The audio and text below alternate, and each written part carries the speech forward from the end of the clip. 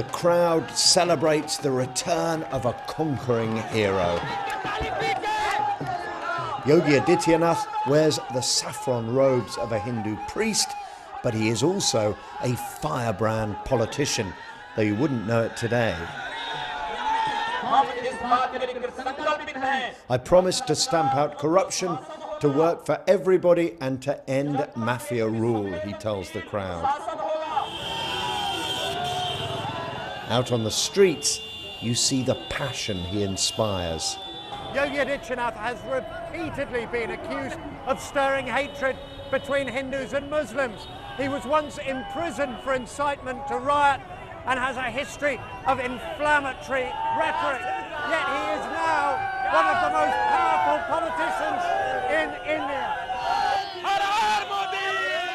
Yogi Adityanath is a man who once said if one Hindu is murdered, 100 Muslims should die. There are 170 million Muslims in India, and not surprisingly, many are worried. If he sticks to the development agenda, there should be no problem. But if he favors one religion over another, it will lead to clashes between the two communities.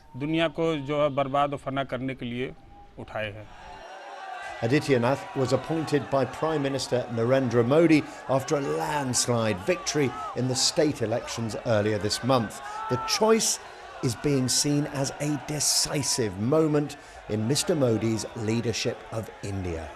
You wonder whether the veils have fallen and whether when you remove the mask, what you see behind this Prime Minister who harps about development and this sort of very inclusive paradigm, actually the mask is a false one.